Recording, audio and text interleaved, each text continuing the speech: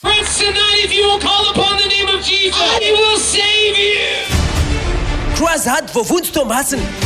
Iarahana amin'ny Bishop Stephen Mutua avy any Kenya. Sy ny évangéliste Alejandro avy any Amerika. Évangéliste Greg Locke ary ny évangéliste Caleb Wampleur samy avy any Amerika avokoa.